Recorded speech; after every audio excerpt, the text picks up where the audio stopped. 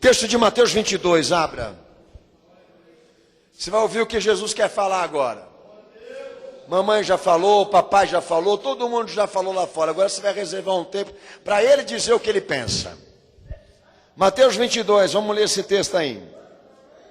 Enquanto a igreja vai abrindo esse texto, pastor Daniel dá minha saudação a todos que estão nos acompanhando em Cristo, em Jesus. Maranata, a todos os amados irmãos que estão nesse momento reunidos, amém, com o propósito dessa igreja, a campanha O Toque da Trombeta, culto de preparação e santificação para a volta de Jesus, ao vivo, dia 25/9 de 2014, diretamente aqui de São Paulo, da sede mundial desse ministério. Toda a igreja diga Maranata. Amém. Texto de Mateus 22 que diz: então Jesus, tomando a palavra, versículo 1, tornou a falar-lhes por parábolas, dizendo: o reino dos céus é semelhante a um certo rei que celebrou as bodas do seu filho. E enviou seus servos a chamar os convidados para as bodas. E esses não quiseram vir. Depois enviou outros servos, dizendo: dizei aos convidados: eis que tenho o meu jantar preparado, os meus bois e cevados já mortos, e tudo pronto. Vinde às bodas. Eles, porém, não fazendo caso, foram, um para o seu campo, outro para o seu negócio. E outros, apoderando-se dos servos, ultrajaram e mataram.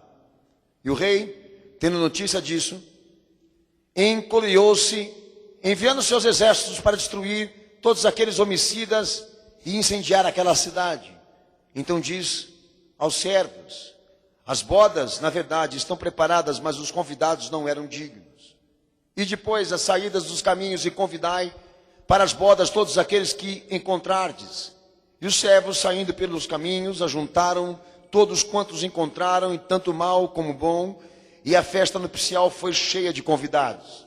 Então o rei, entrando para ver os convidados, viu ali um homem que não estava trajado com vestes de núpcias, e disse: amigo, como entraste aqui, não tendo veste nupcial?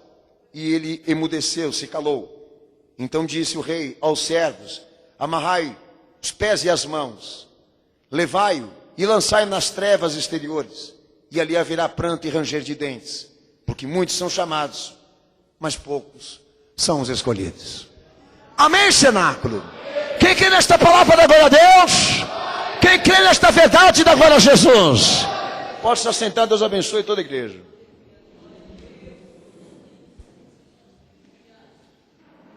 Meus amados, o pastor, eu quero chamar a atenção de todos que nos escutam nessa noite, que estão com as suas Bíblias abertas, que Jesus ele prega acerca da salvação e de como ela deveria ser executada perante os homens. Por isso ele começa a sua pregação dizendo: o reino dos céus é semelhante.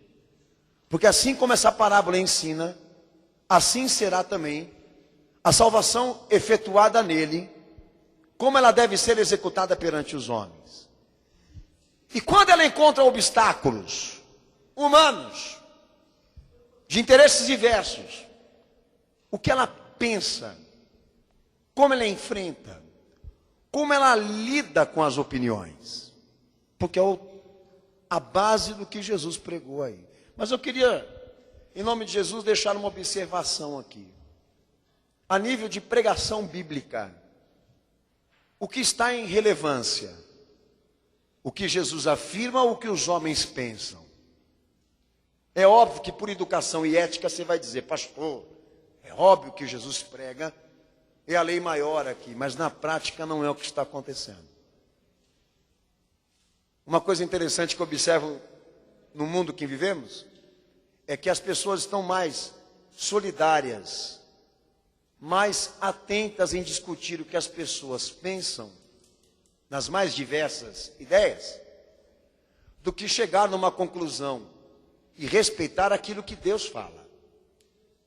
Estão trocando o Salvador pelo pecador, e a troca é injusta.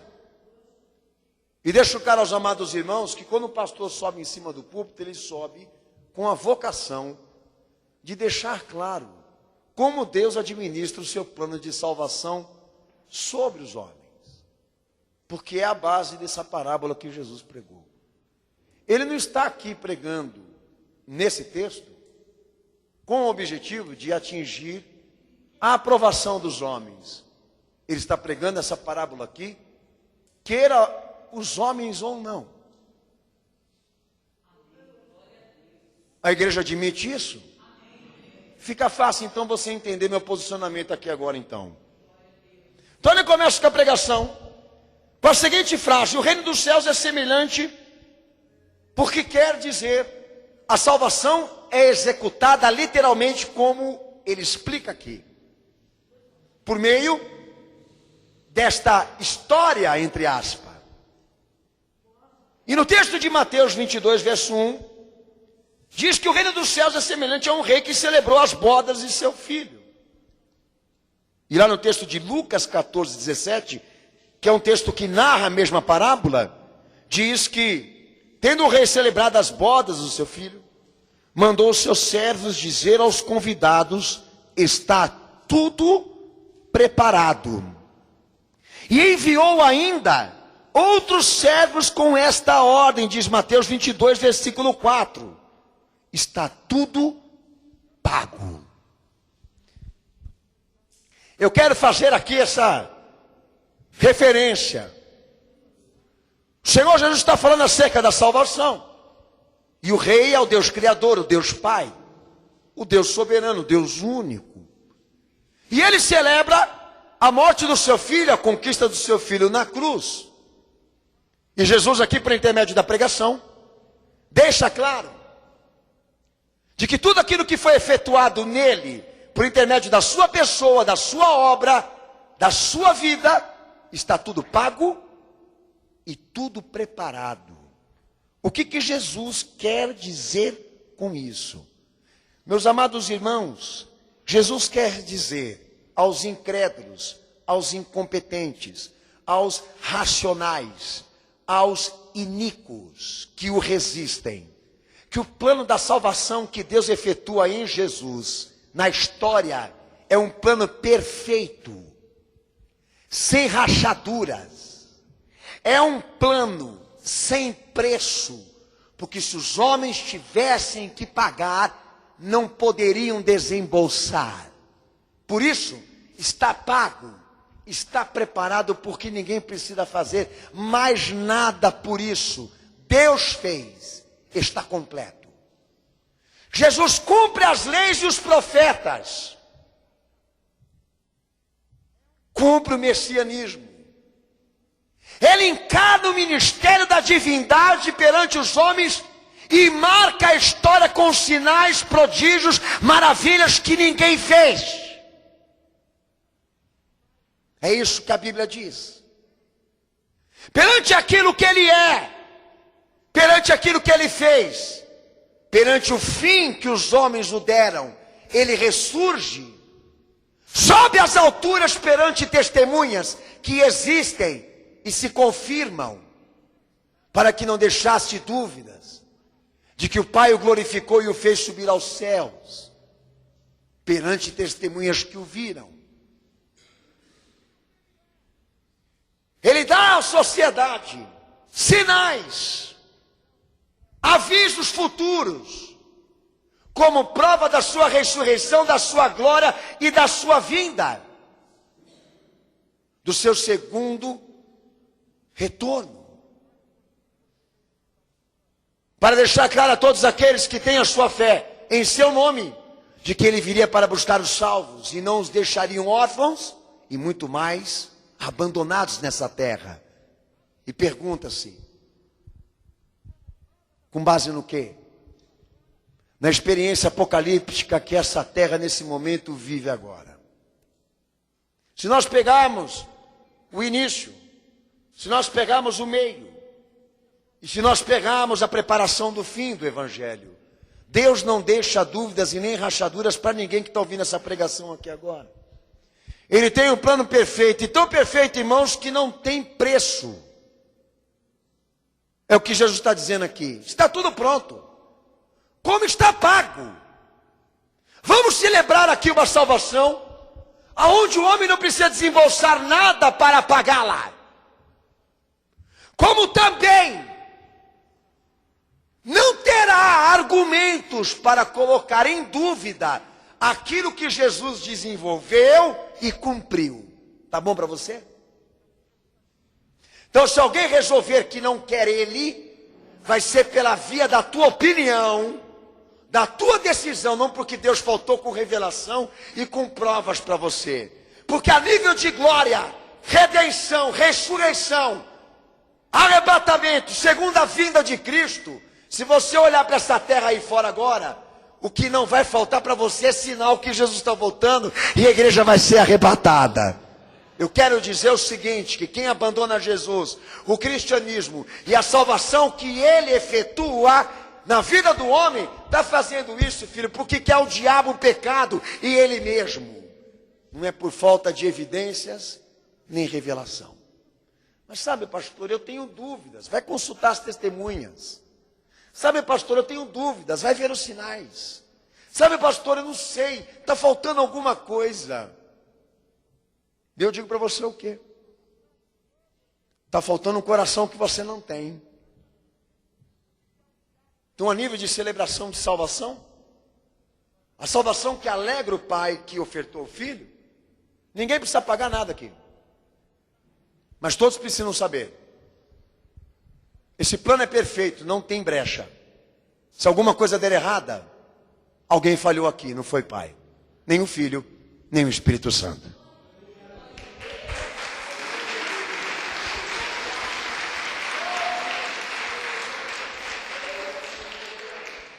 Em Mateus 21, 22, aliás, verso 3, verso 4, o texto que você estava aberto. Jesus, ele entra com ensinamento por essa palavra sobre um tempo de rejeição. Foram convidados e não quiseram vir, mesmo cientes de que não precisavam pagar nada. Jesus, pelo relato de Mateus 22, 5 e 6, como Lucas também, 14, 18 ao 20, passa a relatar que aqueles que foram convidados e não quiseram vir, mesmo cientes de que não precisavam desembolsar nada, como também não tinham que contestar, porque os sinais eram mais do que claros, o Senhor passa a dizer o seguinte, que todos aqueles que foram convidados na primeira chamada, passaram a dar desculpas. Alguns dando desculpas por causa do negócio que tinham que fazer. Outros dando desculpas por causa de suas preocupações familiares. Quem testifica diz amém, o texto está aí.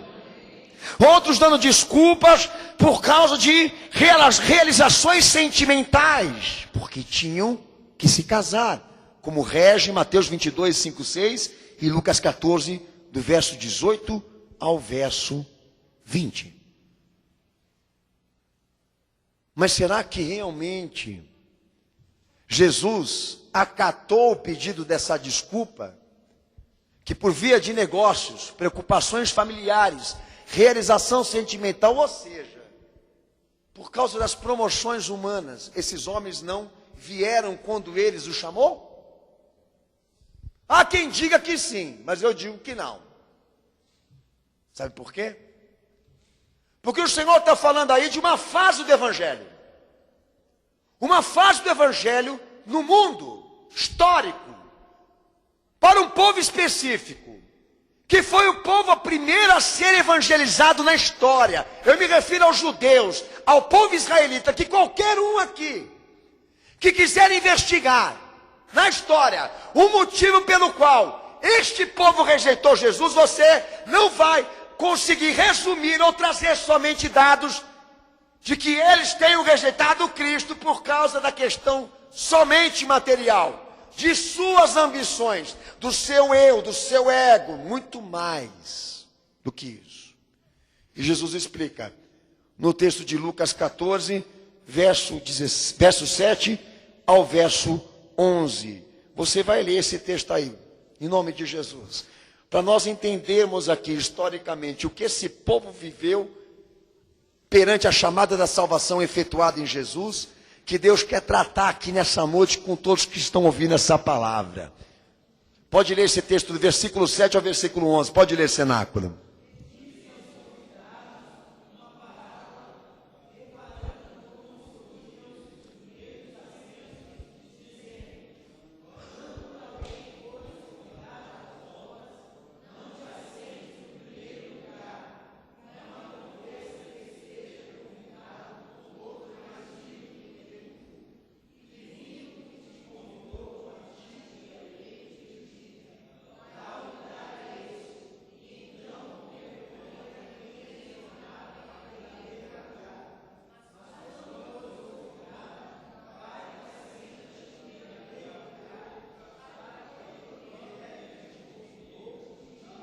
Amém.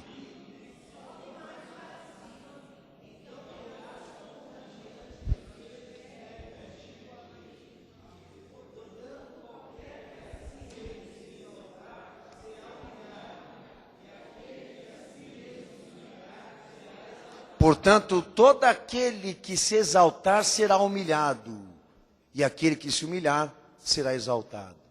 Por incrível que pareça, no relato de Lucas, antes de Jesus pregar a parábola que eu estou pregando aqui, ele receitou isso aí. Isso quer dizer o quê? O problema de muito judeu. Qual que foi o problema de muito judeu, pastor? O fato da salvação não vir por honra humana, mas de ser concedida por Deus. Isso quer dizer o seguinte: que tudo aqui é concedido porque Deus tem misericórdia, não porque o homem é alguma coisa. O reino dos céus se assemelha a isso. Ninguém se salva por honra aqui. Todos se salvam pela chance que Deus deu. E segundo o texto de Efésios 2:8, o mistério da salvação efetuada em Jesus é esta: tudo aqui é por meio da fé. Não é por meio do que o homem é, mas por meio daquilo que ele crê em Jesus. Fato histórico. Eles não rejeitaram Jesus, eu me refiro a Israel, ao povo judeu, a grande massa desse povo que marca o Antigo Testamento, por uma questão trabalhista, sentimental, patrimonial, familiar. A grande parcela da rejeição está em torno do fato de Jesus dizer que todos aqueles que queiram se salvar nele vão começar do zero. Por mais que sejam filhos de Abraão, por mais que sejam filhos de Isaac, por mais que Jesus veio por intermédio de Israel também, não quer dizer que eles mereçam sentar no primeiro banco, aonde se celebra essa salvação. Porque todos eles, judeus, vão também precisar entrar como gente comum, admitindo, reconhecendo, absorvendo o conceito e a ideia de que a salvação é por intermédio do mérito, da glória, da honra de Cristo, não dos homens. Se alguém vier para a frente, numa fileira a mais à frente é porque Deus concedeu, Deus o chamou, não porque ele é bom, não porque ele é o melhor, não porque ele está acima dos outros. Porque a salvação não é vinda, nem dada, nem concedida a ninguém por honra própria, mas porque Deus amou, porque Deus se compadeceu, porque Ele é misericordioso, porque Ele ofertou o seu Filho. Somos salvos porque damos glória a Cristo, somos salvos porque damos honra a Jesus, somos salvos porque nos humilhamos diante dEle, somos salvos porque estamos aos seus pés pedindo a Ele a sua graça. Não somos salvos porque somos bons, não somos salvos porque somos santos, não somos salvos porque temos boas obras, porque a salvação é primeiramente por intermédio do quanto se crê, do quanto se ama, do quanto se vive, do quanto se obedece a Jesus. Então aqueles que queiram subir neste reino, vão subir se humilhando, não se exaltando. Marapia serra biaço poderai. Um tempo de rejeição que está marcado na história. Está marcado na história. O pastor, quando eu prego, dá um eco aqui. Pelo amor de Deus, manda abaixar o volume lá, meu filho. Vai. Ajuda o pastor, é que eu estou pregando, estou ouvindo um cara gritar que nem eu lá atrás. Amém? Por favor, os obreiros aí, se mexe, filho. Foi lá? Amém. Eu já falei, já. É música para os meus ouvidos. Eu não me aguento. Amém? Me entendo, me compreendo. Eu não aguento. Os irmãos me aguentam, mas eu não me aguento, não. Quando a rejeição entra na história do Evangelho, meus irmãos, por intermédio desse povo, o fato não está no que eles fizeram com Jesus, porque tem muita gente que odeia judeu, porque a crucificação foi determinada por intermédio deles, não de Roma. Né? Muita gente fica lá, morte aos judeus, como se eles fossem culpados da crucificação. E levando em conta o que o Evangelho ensina, todos somos culpados por aquilo que aconteceu com Jesus na cruz, porque ele veio e foi crucificado por causa do pecado, um pecado que todos nós temos. Mas a questão aqui é o seguinte: a rejeição desse povo reflete a nossa rejeição. Aí é que entra o fato histórico. Eles inauguraram o conceito da justiça própria, que muita gente acatou. Porque se você for lá, na época medieval, na época helênica, que os gregos subiam como foguetes para o céu, se você for lá examinar, há rastros e evidências dessa ideia, desse conceito. Como também no tempo de Calvino, no tempo de Lutero, muita gente chegou ao ponto de dizer que por intermédio dessa justiça, Deus predestinava pessoas para o céu. Burrice, não é? Porque aqui nesse reino todo mundo começa lá no banco de trás. E só sobem, só se desenvolvem porque Deus concede, porque Deus é misericordioso, porque há fé. Não são obras que fazem a diferença aqui. Primeiramente, aquilo que nós pensamos, fazemos, agimos em torno do que Jesus é.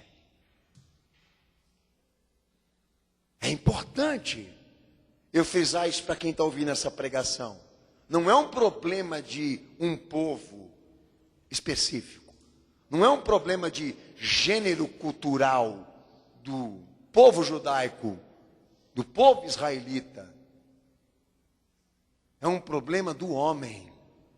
Eu vejo que as pessoas pensam, vejo isso hoje, é mais do que evidente. Os homens pensam que eles são demais. Nós temos uma sociedade lá fora cheia do orgulho, cheia do eu posso, do eu sou, do eu mereço. E eu estou apresentando aqui o primeiro obstáculo histórico que o Evangelho precisou enfrentar, que Jesus enfrentou e morreu por causa disso. Rapaz, olha como que a sujeira é grande. Eles se acham tão justos demais, tão santos para não serem reprovados por Deus, ao ponto de quererem matar Deus. E nós não podemos tratar essa coisa como coisa judaica, mas como defeito que todos nós temos, mas que a salvação não vai aceitar. Ela bate no homem carnal, ela bate no homem do orgulho, ela bate. Por quê? Porque é a maneira que ela tem, a maneira que Deus determinou de que os homens se enxerguem. Para valorizar a pessoa de Cristo, eles precisam se humilhar, precisam estar aos pés dele. Então, se vocês querem entender da salvação efetuada em Cristo e de como Deus a executa, você está próximo a Jesus quando você se humilha. Mas quando você requer alguma coisa por causa do teu eu, acreditando que você merece alguma coisa aqui, e por mérito e honra Deus vai lhe conceder, você é colocado no último banco. Só sobe quem se humilha, só sobe quem pede, só sobe quem suplica, só sobe aqueles que valorizam Cristo.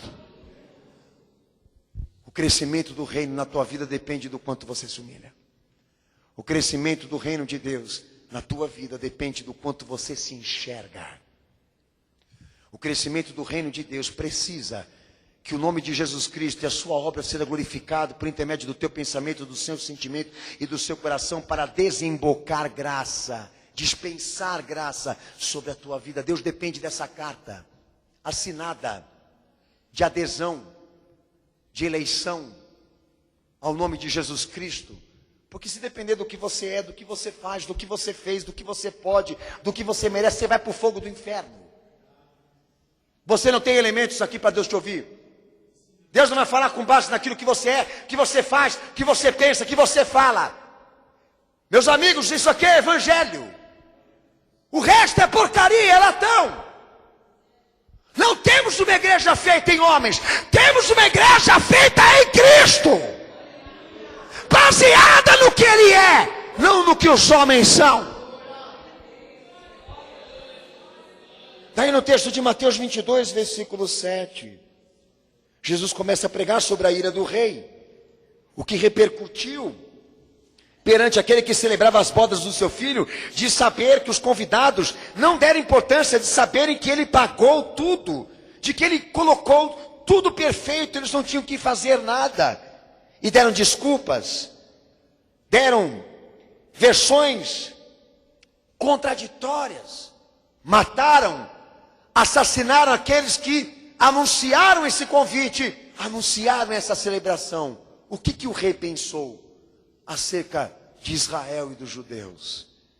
Mandou as suas tropas para exterminar aqueles que mataram os profetas, que mataram os pregadores, que incendiaram igrejas, que mataram discípulos, que mataram missionários.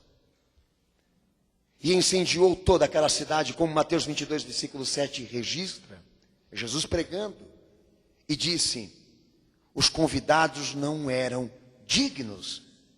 Texto de Mateus 22, 8.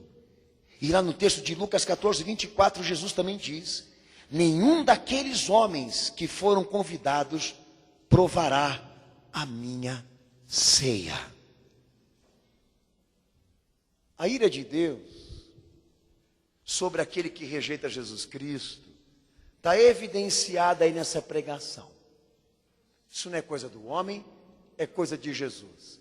É um aviso que ele está dando por intermédio dessa pregação, que todo tipo de rejeição aqui, vivida, representada por alguém, vai ter consequências parecidas a esta que ele está pregando aí. Então não adianta ninguém aqui discordar do que eu estou determinando por intermédio desse texto, porque Jesus iniciou essa pregação baseada na seguinte expressão: o reino de Deus se assemelha a isso.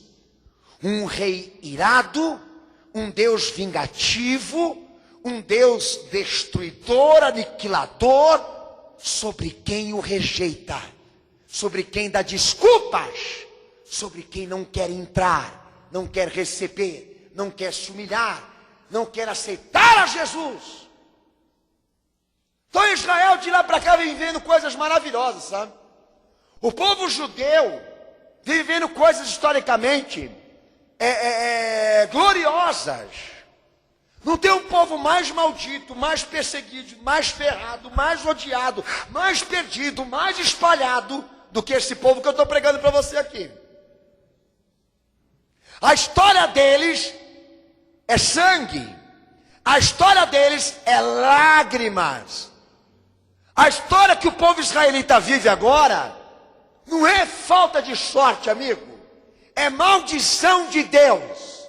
A maldição deles não vai começar no inferno, vai começar aqui nessa terra, e já se iniciou a partir do momento que seus pais disseram: caia sobre nós o sangue deste homem, caia sobre os nossos filhos o sangue dele, como se eles pensassem que Jesus fosse qualquer coisa. Então não adianta você ficar pregando paz para Israel, não adianta você ficar mandando pegar intercessores para Jerusalém, não adianta você ficar também acreditando porque você tem um guidar na cabeça, você está à frente de Deus, ou à frente dos outros perante Deus, aliás, né? Por quê? Porque se tornando judeu de Israel, de Jerusalém, você se torna uma coisa pior. Porque eles foram os primeiros na história do Evangelho a terem a audácia, como também experimentarem as consequências dessa rejeição. O rei irado quer dizer um rei vingativo, cuja sua vingança se destina para aqueles que pensam que não precisam da graça, da misericórdia de Jesus Cristo para se salvarem da ira de Deus, porque são autossuficientes. E há um trecho que eu queria chamar também a atenção da igreja, de Lucas capítulo 14, verso 12 ao verso 14. A igreja leia bem alto em nome de Jesus. Pode ler, cenáculo, Lucas 14, verso 12 ao verso 14. Pode ler.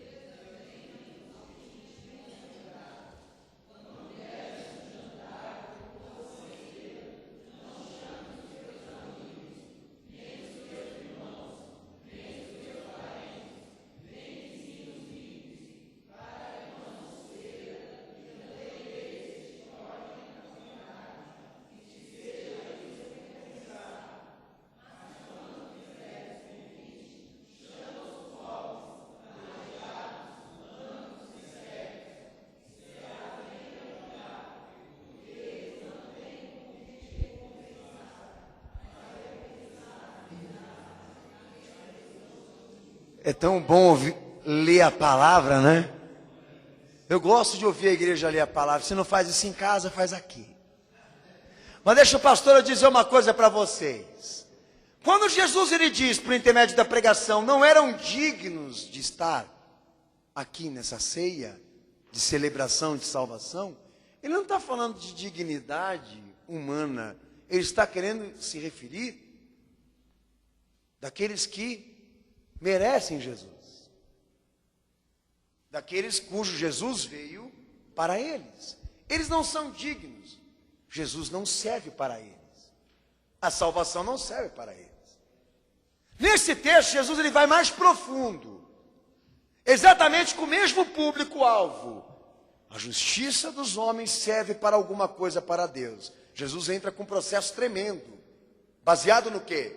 Nesse conceito. Você procura ser prestigiado e honrado por homens? Diga você que o bem-aventurado é aquele cujo Deus recompensa. A recompensa maior sempre vem do alto, nunca sai daqui. Então, ao invés de você ficar buscando amizade, popularidade, vínculo, comunhão com os teus amigos, quando você fizer uma festa, faz o que Jesus faria. Convida os pobres, os miseráveis, os cegos, os paralíticos. Enche a tua casa para celebrar com eles a salvação do Cristo. Por quê? Porque você estará sendo prestigiado, recompensado, abençoado por aquele que é maior do que os homens.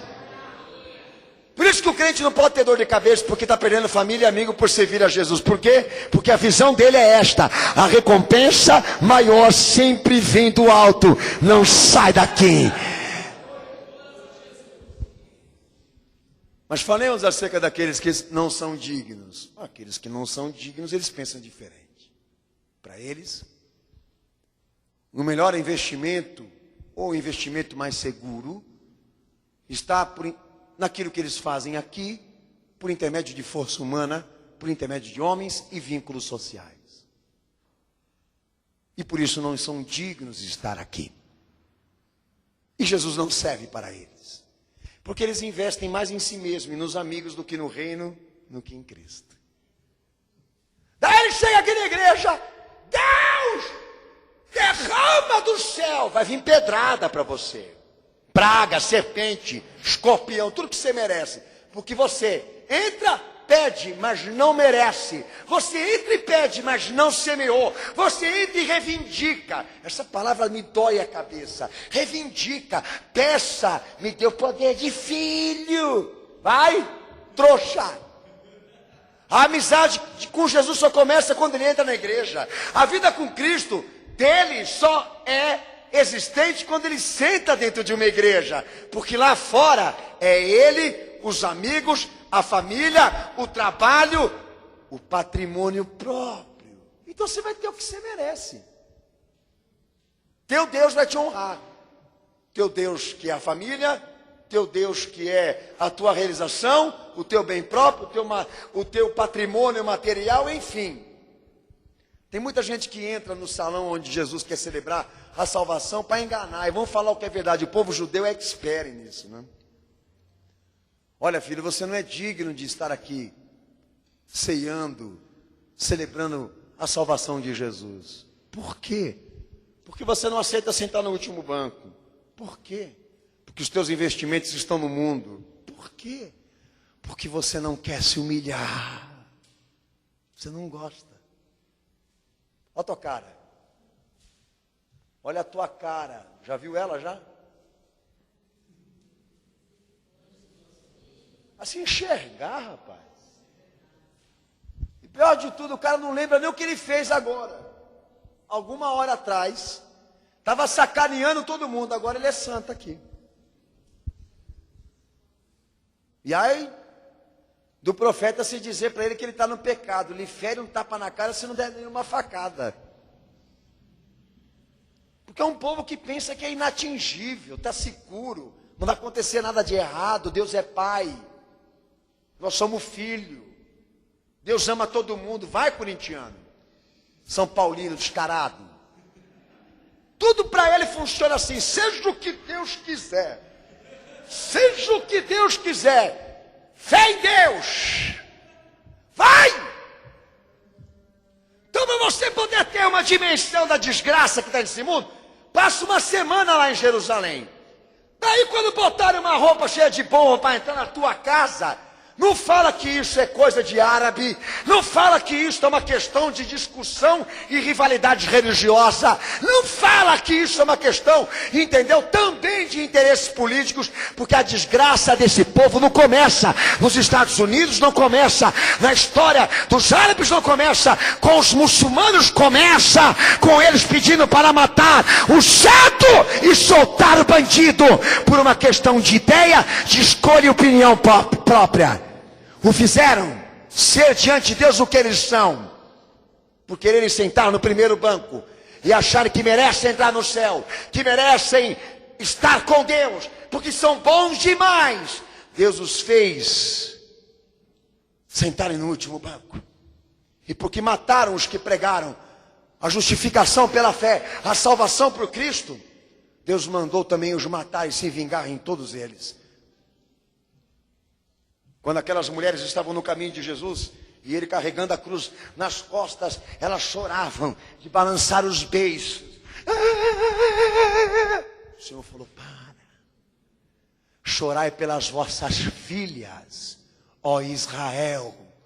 Não é por mim que vocês precisam chorar, chorai pelas vossas filhas, porque o Senhor já estava vendo o fato histórico, a repercussão da ira de Deus sobre quem não quer aceitar que quem concede a permissão é Deus, que quem nos dá a salvação é Ele, que ninguém sobe para o céu com honra, sobe porque crê em Jesus e obedece o que Ele fala.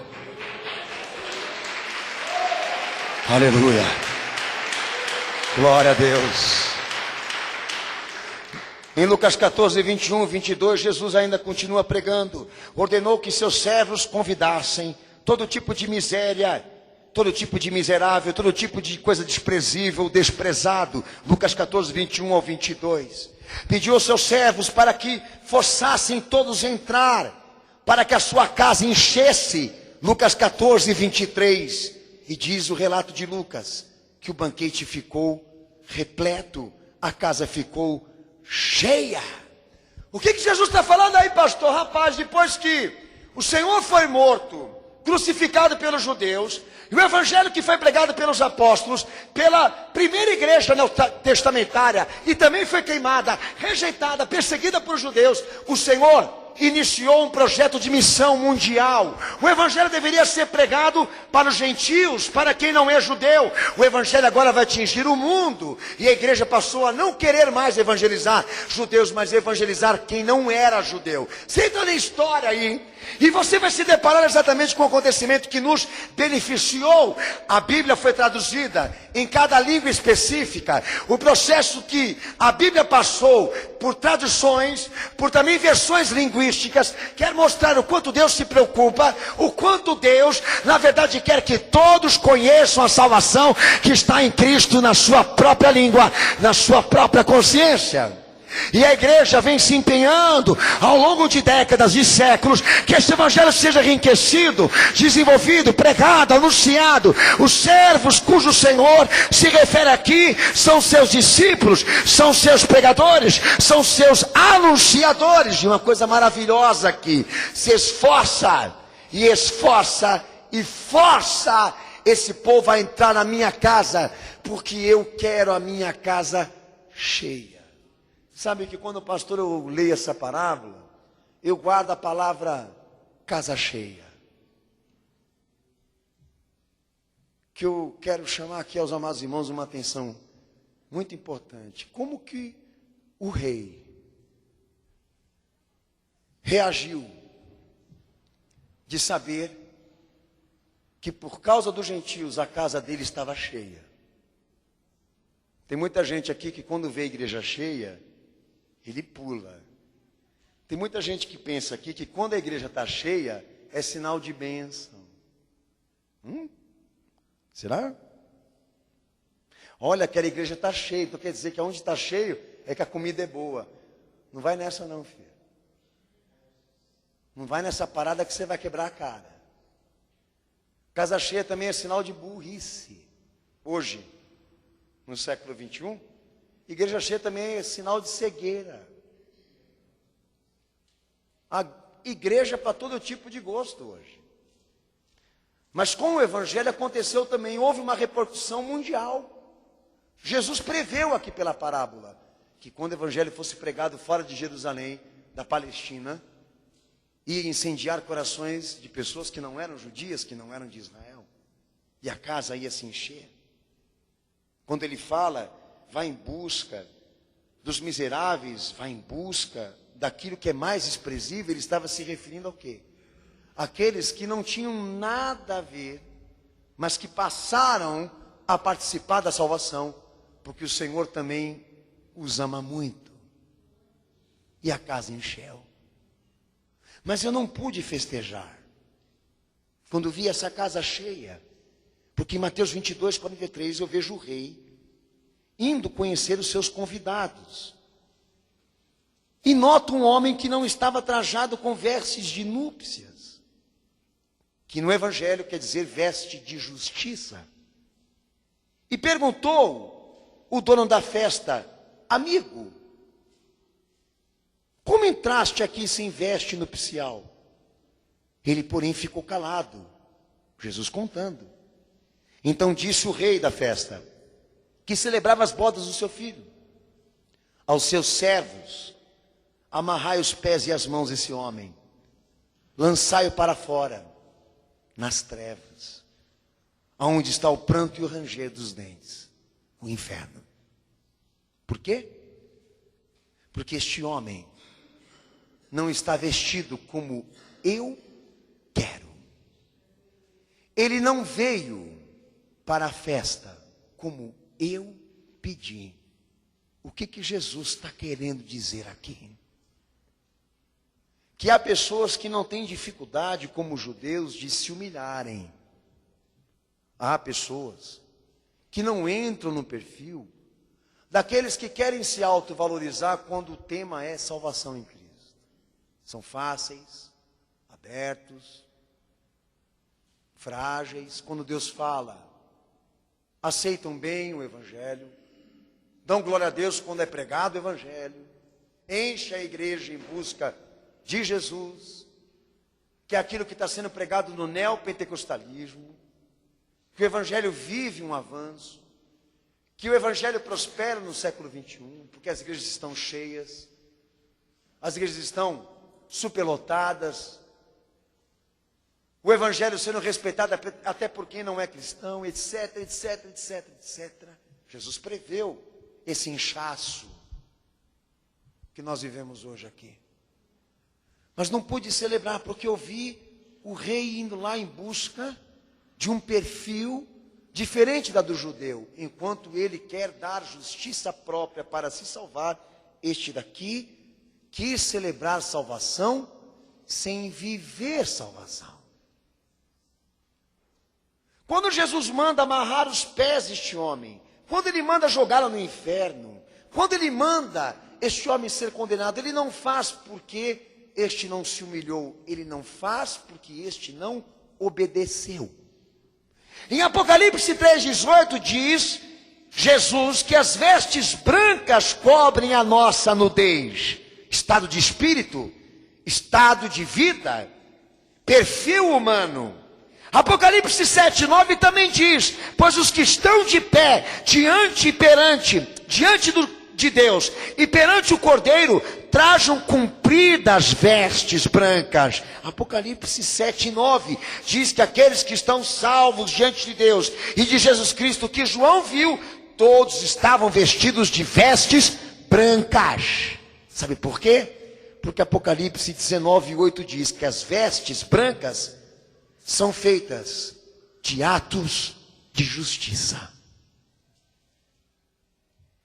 Sabe qual é a veste que Jesus está pregando que esse cara não tinha? O perfil e a vida que o evangelho prega. Sabe qual foi o problema desse cara aí? Achar que Deus ama-se justiça, que é o conceito de muita gente que está hoje dentro da igreja. por achar que Deus amou e entregou o filho dele na cruz, eles podem fazer o que quer sem ter consequências. Sabe qual é o problema desse cara aí, meu amado?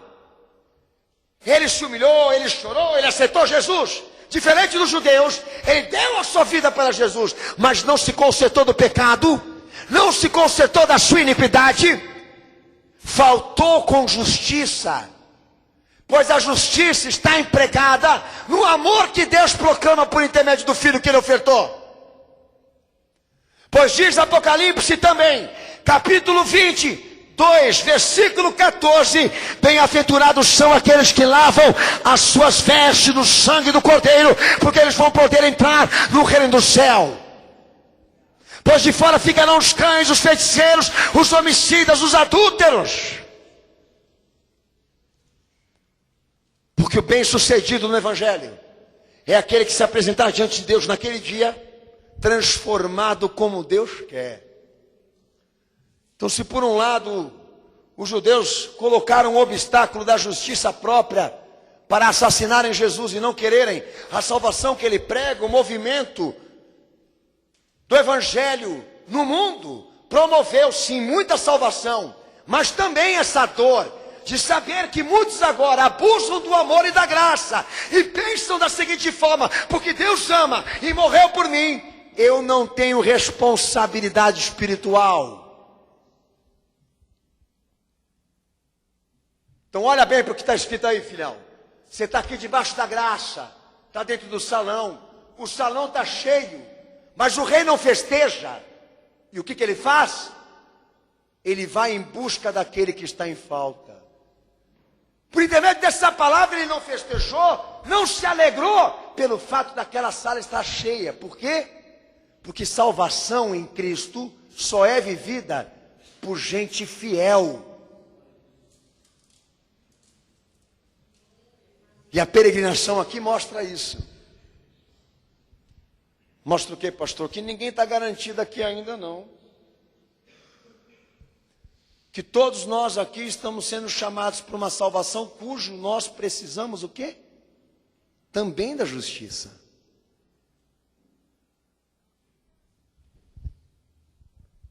O desfrutamento de uma salvação precisa ser completa, Paulo diz em 2 Timóteo 3,15. Quer dizer o seguinte: você não pode só crer no amor de Deus porque Ele entregou o Filho dele para você ser salvo. Tem que ser completo. Você precisa se arrepender e se converter também e mudar. Porque o amor do Evangelho que Deus prega tem justiça, não é cego. Ele sabe quem você é. Ele sabe o que você faz por aí. Deus está na minha vida, ninguém pode falar isso. Jesus habita em mim, você tem que provar isso. Veste de justiça com atos de justiça. Você constrói essa perspectiva na medida que você vive, na medida que você pratica, na medida que você obedece. Isso é espiritual. E o Senhor mostra o quanto é fundamental que todos desfrutemos uma salvação completa que começa aqui, passa aqui e transborda na vida que nós representamos. Jesus está naquilo que pensamos e fazemos, porque se nós não construirmos uma criatura baseada na justiça que ele prega, ele vai lá buscar no meio do salão esse cara que se diz amado por Deus, que Jesus morreu por ele na cruz, que ele não vai ser tirado do reino nem do salão, entendeu? Porque ele peca. Jesus vai lá e fala para ele: não, filho, lê tudo aí. Você está fazendo o que aqui? Você está fazendo o quê? Celebrando a salvação, sem estar revestido dela. Amarra os pés e as mãos dele e joga ele para fora. Eles não pregam, mas Jesus prega.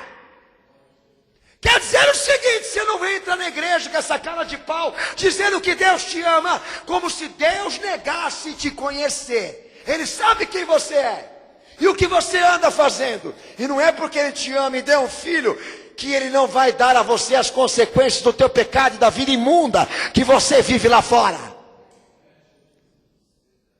Porque se você não pagar aqui, você vai pagar no último dia. E eu digo você, eu me refiro também nisso. E Paulo fala sobre o desfrutamento de uma fé que crê numa salvação que é completa, irmãos. A salvação não foi provida gratuitamente por Deus para ser desmerecida por pecador nenhum aqui. Não é porque Ele ama, não é porque Ele se ofertou, que Ele vai ser pisado, profanado, trocado por escolhas erradas aqui nessa terra. E eu tenho ouvido isso agora, constantemente, sabe? Pode-se dar a graça de Cristo, homens gays, pervertidos, adúlteros, casados de novo, ladrões, pervertidos, mentirosos, todo tipo de iniquidade que Deus sempre abominou na história da salvação humana, estão sendo dadas como perfil para Cristo, sinceramente, filho. Vai ler a Bíblia, lindão. A salvação de Cristo não pode ser desmerecida por nenhum pecador. Quer dizer o seguinte, não pode ter pecado. João já dizia que aquele que peca é filho do diabo, porque ele peca como o diabo desde o princípio. Pois os filhos de Deus, os filhos de Cristo não podem pecar, porque a semente de Deus está nele, e o acusa, geme dentro dele, faz ele se lembrar das coisas que o Senhor pediu a ele, porque este fiel ama mais a sua salvação do que a sua própria satisfação, ama mais a salvação da sua alma do que a sua própria realização. Essa troca que a sociedade está fazendo aí fora, meu Senhor está pregando que vai a condenação. A consequência disso vai ser a condenação e o inferno para ele. Pega, amarra as mãos dele, os pés dele, joga ele no inferno porque eu não quero ele. Vai, gay. Jesus me ama como gay, vai. Vai lá. Se apresenta do Senhor com toda essa gaysice aí para você ver. Espera chegar lá, Sodoma e Gomorra, para ver se você vai entrar no reino que Ele estabeleceu. Se depender do que Ele falou aqui, você não entra. Sem se converter, sem se arrepender, sem se regenerar. Como qualquer outro pecado. Você quer o pecado? É um direito teu. Mas ele vai ser um obstáculo para você poder celebrar essa salvação na tua vida, enquanto você não se libertar. E o Senhor não vai em cima do justo, você viu? Ele não vai em cima do fiel, ele vai em cima de quem está em falta. Para servir para o povão aí que se diz perseguido. Eu já ouvi o seguinte de pessoas dentro da igreja: pastor, quando o senhor prega, o senhor fica olhando para mim. É que eu não tenho ninguém para olhar. Você quer que eu faça o quê? Está servindo para você, o problema é teu, rapaz. O que você quer? Você quer que eu pregue assim? Sabe, o senhor ficou olhando para mim. E uma das coisas que o pastor, eu posso dizer aos amados irmãos que me impressiona, é o fato de que nós não podemos dosar aqui o que é pior, sabe, irmãos? Se aquele que impede a salvação de Cristo por se achar justo demais, ou aquele que pensa que Jesus aceita o pecado só pelo simples fato de que Ele ama. Unindo essas tragédias, eu não sei qual que é a pior. Um judeu que vai para o inferno porque negou a graça, a fé, ou aqueles que vão para o inferno porque negaram as obras, negaram a conversão, negaram se converter. A nível do que Jesus pregou aqui, todos vão ser condenados. Tanto aqueles que foram impedidos a celebrar, como também aqueles que celebraram, mas com faltas. Todos vão para o inferno. Então, quando um pastor está pregando em cima do púlpito, como eu aqui agora, É importante ele dizer também para todo mundo que está embaixo que não é isso que ele faz aqui que faz ele ser salvo. Ou estar acima daqueles que estão aqui, ou ser melhor do que os outros, porque o que eu estou fazendo aqui é um serviço ao meu Senhor e só. Não responde dignidade, responde vocação. Dignidade não, vocação sim. Mas uma coisa interessante que Jesus deixa determinado, que assim como nós precisamos entender que Jesus é uma coisa tão importante como única, de que Ele precisa nos libertar para nos colocar no céu. Ninguém pode dizer que é salvo antecipadamente. Não é o fato de estar aqui celebrando que eu estou garantido, vou para o céu. Muita gente pensa isso, mas o meu Senhor não pensa assim não, porque lá no texto de Mateus 10, 22, toda a salvação executada pelo fiel precisa ser consumada em glória de testemunho. O segredo não é só entrar no salão aleijado, miserável, desprezível. O segredo não é só você adquirir a veste nupcial para celebrar as bodas do filho com o seu rei. O mistério também é você permanecer limpo, perseverar até o fim para poder ser salvo. Lê o texto.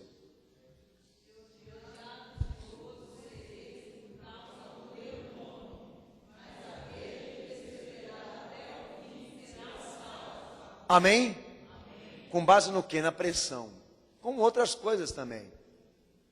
Senhor, eu vou dar uma saidinha do salão, o senhor me permite? Todo mundo já pediu férias, já alguém aqui. Férias de Jesus. Muitos aqui já.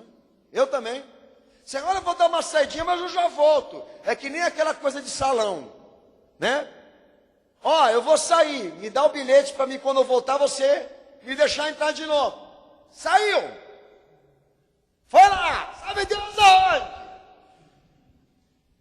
De repente ele chega na porta do salão da festa e diz assim: nossa, está fechada a porta. E bate: deixa eu entrar! E lá de dentro grita: quem mandou sair? E lá de fora fala: eu saí por causa da pressão, eu saí por causa da perseguição, saí por causa do ódio. E daí o Senhor diz para ele: mas a salvação é daqueles que perseveram até o fim. Quem entra não pode tirar férias, quem entra não pode fazer saideira. Você gosta de saideira, canalha? Aqui na igreja do Senhor Jesus não tem saideira. Quem entra, entra para ficar. Uma meditação para você: desviado na Bíblia não tem, no Evangelho não tem esse nome, pelo amor de Deus. Estou desviado. Isso quer dizer o quê? Você está como filho de Jesus, filho da promessa, vivendo que nem porco. Ô filho, não tem palavra desviado. Mas pastor, não tem aquela parábola do filho pródigo? Tem, mas não é para você. Não é para mim. Não é para a nossa geração. É para aqueles que foram evangelizados primeiro do que nós. Porque se tratando de nós, não tem palavra de filho pródigo. Você saiu por quê? A salvação é daquele que persevera até o fim. Porque o mistério não é dizer: Jesus, eu aceito, te aceito, Senhor, entra na minha vida. O mistério não é ele se limpar uma vez só. O mistério é permanecer limpo até a morte, ou até quando ele voltar. Porque todos vão precisar festejar essa celebração vestidos de justiça, mas também conservados, perseverantes. Devem celebrar com glória. Eu lembro uma da frase que Paulo disse quando estava sendo já preparado para ser assassinado e morto por Roma, por ser cristão. Ele disse: combati o bom combate, guardei a fé, encerrei a minha carreira. Então, pastor, a salvação é uma coisa muito difícil. Não, filho. Está paga. Está pronta. É a primeira palavra de Jesus aí. Você não precisa fazer nada para que Deus te ame, para que Ele queira te salvar. A única coisa que Ele te pede, viva por isso, se humilhando, aceitando Jesus, se revestindo do Evangelho, se apropriando aos termos doutrinários da fé, perseverando pela tua alma e pela alma do teu próximo, para que quando Ele venha pela segunda vez, Ele possa celebrar com você, não com gemidos, mas com glória. Porque é assim que Ele vai receber todos diante dEle, com recompensas. E eu me refiro àqueles que foram fiéis, que não o abandonaram por caprichos, que não o abandonaram por prazeres, que não o abandonaram pelo mundo, mas foram perseverantes. Entraram para ficar, não querem mais sair. São da casa. Não entraram porque ela está cheia. Entraram porque o Senhor da festa não mente, não erra, não falha. Ele ama e conhece os corações. É por isso que você veio aqui. Não queres o primeiro lugar, queres sentar no último. É por isso que você veio aqui hoje.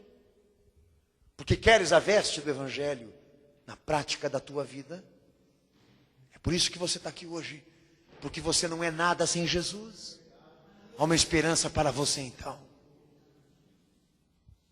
Pois assim será o reino de Deus nos homens. Semelhante a isso. E quem tem ouvidos ouça o que o Espírito Santo de Deus diz à sua igreja. Não subestime o poder dessa palavra, irmãos. Não passe ela para trás. Pense antes de fazer isso. Mais um culto, né? Já foram muitos que você passou para trás. Pensa se vale a pena você fazer isso de novo hoje. De querer enganar Jesus acerca do que você é. Pensa direito se vale a pena. Continuar mentindo, descarado. Na casa do Senhor e pensando que Ele não sabe o que você é lá fora. Pensa se vale a pena. Você continuar dizendo que você não tem pecado e que você não tem do que se arrepender. Que você não merece o que você está vivendo. Que história que é essa que você não merece o que você está vivendo? Quem fez isso aí então? Como eu escutei meu vizinho esses dias dizer. Deus escolheu isso para o meu filho, e por isso que ele está assim. O quê? Deus escolheu o teu filho ser drogado, viciado, estar aí no mundo perdido. É fácil você dizer isso. É fácil um covarde falar isso. Quem pariu? Foi Deus. E eles entram aqui peitando essa palavra. Entram aqui achando que nós estamos aqui dando show. Mas não sabem do que está preparado e reservado para eles. Porque o fogo do inferno não é o Maracanã. O fogo do inferno não é a boate, o barzinho que você frequenta não, lindão. Não vai ter futebol lá. É uma dor e um sofrimento eterno e quem entra não sai mais. Mas se você definiu, é um direito. Mas não se esqueça, Deus não executa a salvação dele como as pessoas querem, é como ele quer. Por isso a pregação está aí, abaixa a cabeça, fecha os teus olhos.